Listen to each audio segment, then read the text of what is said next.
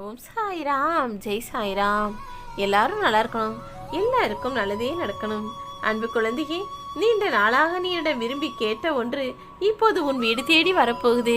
இந்த இரவுக்குள்ளாகவே நீ மனசுல நீண்ட காலமாக நினைச்சுக்கிட்டு இருந்த ஒரு விஷயத்த உனக்கு நல்லபடியாக நடத்தி கொடுக்க போறேன். உன்னுடைய கனவுகள் எல்லாம் நிஜமாகவும் நனவாகவும் மாறுவதற்கான நேரம் வந்துவிட்டது என் செல்லமே. முன்னெல்லாம் ஒரு காலத்துல நேர்மை தவறாமல் வாழ்ந்தவர்களை தான் நீ பார்த்துக்கிட்டு இருந்த. ஆனால் இப்போதெல்லாம் நேரத்துக்கு தகுந்தாற் போல பேசுபவர்களையும் வாழ்பவர்களையும் தானே நீ அதிகமாக பார்க்குற. நேரத்திற்கு ஏத்தாற் போலவும் ஆடுங்களுக்கு ஏத்தாற் போலவும் பேசுறவங்க தான் இப்போ இந்த உலகத்துல வாழ முடியுது. உன்னுடைய எண்ணங்கள் மட்டும் நேர்மையாக இருந்தா நீ யாரை பற்றியும் எதை பற்றியும் கவலைப்பட அவசியம் இல்லை என் செல்லமே. வாழ்க்கை எப்போதுமே நேர்மையா வாழ நினைக்கிறவங்களை அள வைக்கத்தான் செய்யும். ஆனால் நேரத்திற்கு ஏற்ப மாற்றி பேசுபவர்களை வாழ வைக்கக்கூடிய கலியுக காலமாக இது மாறிடுச்சு. எது எப்படி இருந்தாலும் மற்றவர்களுக்காக நீ மாற வேணாம். உனக்கு என்ன பிடிச்சிருக்கோ, நீ எது செய்யணும்னு நினைக்கிறியோ அதை செய்து கொண்டு போய்கொண்டே இரு. சில பேருக்காக ஒரு சிலரை பிடிக்காமது போல நடிப்பதும் சிலருக்காக சிலரை பிடித்தது போல நடிப்பதும் தான் இன்றைய உறவுகளாக இருக்கு.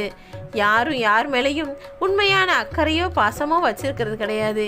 தேவைக்கேற்றாற் போலவும் நேரத்திற்கேற்றாற் போலவும் பிடித்த ஆட்களையும் மாற்றிக்கொள்கிறார்கள் தானே. முட்களையும் ரசிக்க கற்றுக்கொண்டால் உனக்கு வழிகளும் பழகி போகும் நான் சொல்லியிருக்கேன் தானே. பிறகு ஏன் செல்லமே வருத்தப்படுகிறாய்? அழகான ரோஜா என்பது அழகுதான், ஆனால் அதில் இருக்கக்கூடிய முட்கள் குத்தாமல் பூவை பறிக்க முடியாது தானே. அதுபோல உன் வாழ்க்கையிலையும் சந்தோஷமும் வெற்றியும் மிக அழகான விஷயங்கள் தான். ஆனால் அதில் அடைய வேண்டுமானால் நிச்சயமாக அதன் முன்பாக கஷ்டங்களையும் பிரச்சனைகளையும் நீ கடந்து வந்துதான் ஆகணும். உனக்கு கிடைச்ச விஷயங்களை சந்தோஷமாக அனுபவிக்க கற்றுக்கொள். கிடைக்காததை ரசித்து வாழ ஏற்றுக்கொள்ளவும் கற்றுக்கொள் என் செல்லமே. உன் வாழ்க்கை துன்பமில்லாமல் நகர்வதற்கான எல்லா வேலைகளையும் நான் செஞ்சுக்கிறேன். இந்த உலகத்துல எதுவுமே சில காலம்தான்.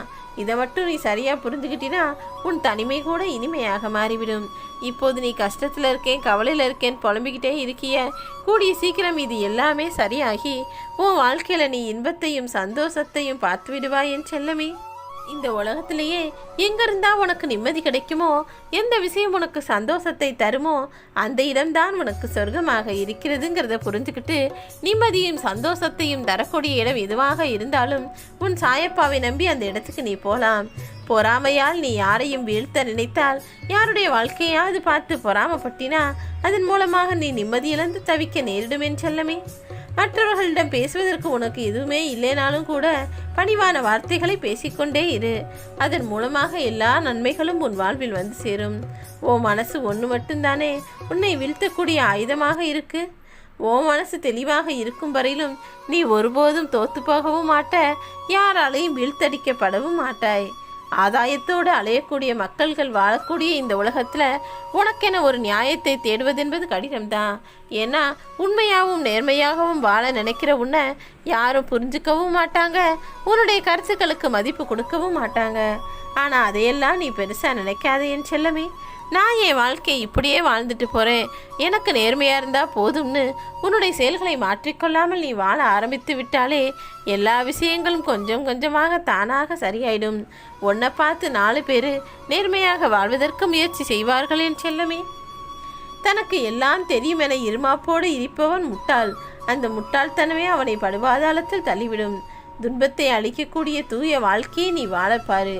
உன்னுடைய துன்பத்திற்கு எது காரணமாக இருந்தாலும் உன் சாயப்பா நான் அதை சரி செய்வேனே ஒழிஞ்சு கஷ்டத்தில் நீ மூழ்கும்படி விட்டுட மாட்டேனேன் செல்லவே.